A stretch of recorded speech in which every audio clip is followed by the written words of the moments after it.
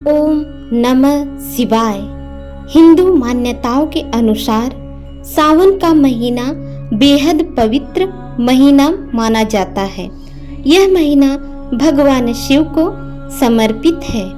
इस बार अधिक मास के चलते यह सावन का महीना और भी ज्यादा खास हो गया। वहीं अब सावन का महीना अपनी समाप्ति की ओर है।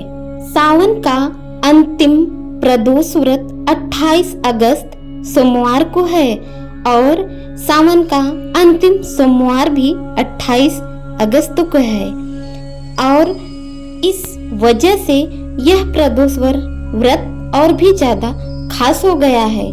30 अगस्त को सावन पूर्णिमा के साथ ही सावन का महीना समाप्त हो जाएगा। भगवान शिव की पूजा के लिए सर्वाधिक खास माने जाने वाला सावन का अंतिम प्रदोष और आखिरी सोमवार दोनों एक ही दिन यानी 28 अगस्त को पड़ने से यह दिन और भी ज्यादा खास बन रहा है। इसके अलावा इस दिन कुछ 5 शुभ योग भी बन रहे हैं। इन शुभ योग में भगवान शिव की पूजा करने से आपको विशेष फल की प्राप्ति होगी और हर मनोकामना सिद्ध होगी। हम आपको आज वो 5 शुभ योग बताएंगे और साथ ही प्रदोष व्रत की कथा, विधि, महत्व सब कुछ बताएंगे। तो शुरू करते हैं। सावन के अंतिम प्रदोष पर 5 बेहद ही शुभ योग बन रहे हैं। पहला आयुष्मान योग है जो कि सूर्योदय से लेकर सुबह 9:56 तक है। उसके बाद सौभाग्य योग सुबह 9:56 से पूरा दिन और फिर पूरी रात तक है। इसके अलावा सर्वार्थ सिद्ध योग मध्य रात्रि 2:43 से 19 अगस्त को सुबह 5:57 तक है। रवि योग मध्य रात्रि 2:43 से 29 अगस्त को सुबह 5:57 तक है। इसके अलावा सावन के अंतिम प्रदोष के दिन सावन का आखिरी सोमवार भी है। इसलिए यह शुभ 5 योग बहुत ही खास है। सावन के आखिरी सोमवार और आखिरी प्रदोष व्रत के दिन सुबह जल्दी उठ जाएं और स्नान कर सफेद या हरे रंग का वस्त्र धारण करें। शिवलिंग का गंगा जल से अभिषेक करें और व्रत करने का संकल्प लें।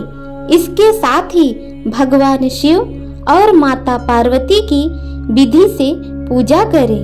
सूर्यास्त होने के बाद प्रदोष काल के शुभ मुहूर्त में शिवलिंग का दूध, दही, घी, गंगा जल और शहद से शिवलिंग अभिषेक करें।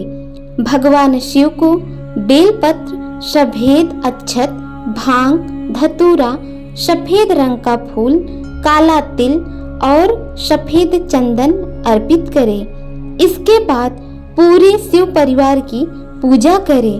आखिर में शिव चालीसा का पाठ करें और भगवान शिव की पूरी श्रद्धा के साथ आरती करें और प्रदोष व्रत कथा सुने। प्रदोष काल में उपवास में सिर्फ हरे मूंग का सेवन करना चाहिए क्योंकि हरा मूंग पृथ्वी तत्व है और मंदाग्नि को शांत रखता है।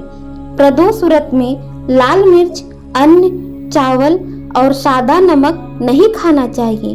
हालांकि आप पूर्ण उपवास या फलाहार भी कर सकते हैं। भगवान शिव को सोम प्रदोष व्रत करने वाले भक्ति अति प्रिय होते हैं। इस व्रत को रखकर जो व्रती प्रदोष काल में शिव जी की पूजा और कथा कहते हैं उनकी विपदा को भगवान शिव जी जरूर हर लेते हैं।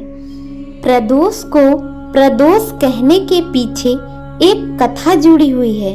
संक्षेप में यह कि चंद्र को क्षय रोग था जिसके चलते उन्हें मृत्यु तुल्य कष्ट हो रहा था।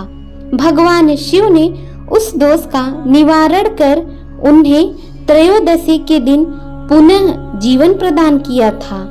इसलिए इस दिन को प्रदोष कहा जाने लगा। पद्म पुराण की एक कथा के अनुसार चंद्रदेव जब अपनी 27 पत्नियों में से सिर्फ एक रोहिणी से ही सबसे ज्यादा प्यार करते थे और बाकी 26 को उपेक्षित रखते थे, जिसके चलते उन्हें श्राप दे दिया था, जिसके चलते उन्हें कुष्ठ रोग हो गया। ऐसे में अन्य देवताओं की सलाह पर उन्होंने भगवान शिव जी की आराधना की और जहां आराधना की वहीं पर एक शिवलिंग स्थापित किया। भगवान शिव जी ने प्रसन्न होकर उन्हें न केवल दर्शन दिए बल्कि उनका कुष्ठ रोग भी ठीक कर दिया। चंद्रदेव का एक नाम सोम भी है। उन्होंने भगवान शिव को ही अपना नाथ स्वामी मानकर यहाँ तपस्या की थी, इसलिए इस स्थान का नाम सोमनाथ हो गया।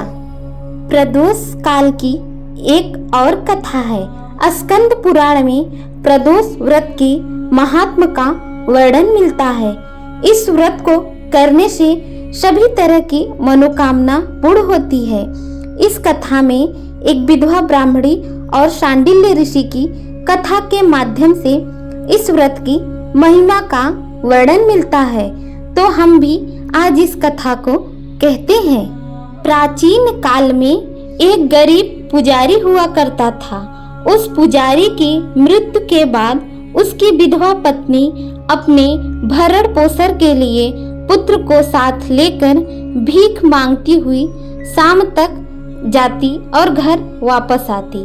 एक दिन उसकी मुलाकात विदर्भ देश के राजकुमार से हुई, जो कि अपने पिता की मृत्यु के बाद दर दर भटकने लगा था। उसकी यह हालत देख पुजारी की पत्नी से रहा नहीं गया। वह उस राजकुमार को अपने साथ अपने घर ले आई और पुत्र जैसा रखने लगी। एक दिन पुजारी की पत्नी अपने साथ दोनों पुत्रों को शांडिल्य ऋषि के आश्रम ले गई। वहां उसने ऋषि से भगवान शिव जी के प्रदोष व्रत की कथा सुनी तथा उसका विधि भी उसने उनसे पूछा। घर जाकर अब वह भी प्रदोष व्रत करने लगी। एक बार दोनों बालक वन में घूम रहे थे।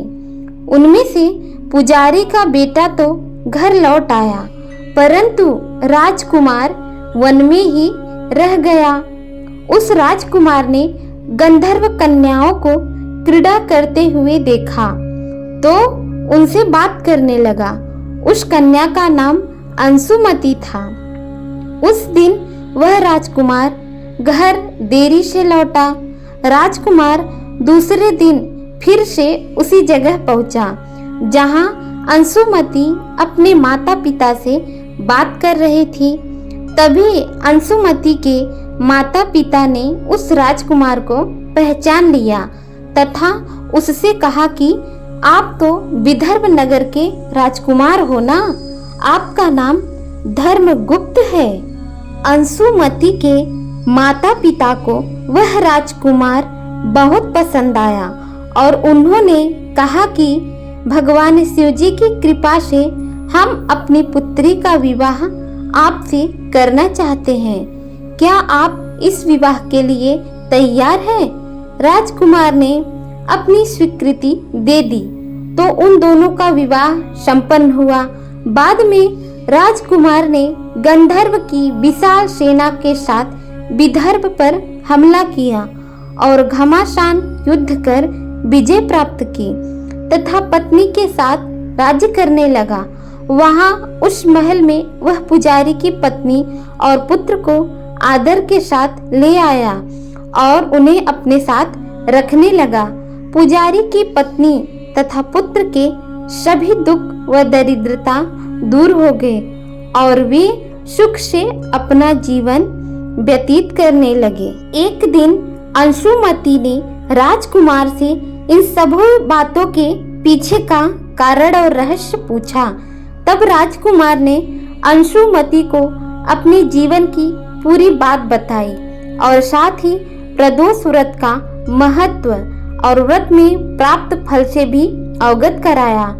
उस दिन से प्रदोष व्रत की प्रतिष्ठा व महत्व बढ़ गई तथा मान्यता अनुसार लोग यह व्रत करने लगे। कई जगहों पर अपनी श्रद्धा के अनुसार स्त्री पुरुष दोनों ही यह व्रत करते हैं। इस व्रत को करने से मनुष्य के सभी कष्ट और पाप नष्ट होते हैं एवं मनुष्य को अभिष्ट की प्राप्ति होती है। इस व्रत को करने से सोए हुए लोगों के भाग्य भी चमक जाते हैं। इसलिए आप सभी को अपनी क्षमता के अनुसार इस व्रत को करना चाहिए। ओम नमः शिवाय।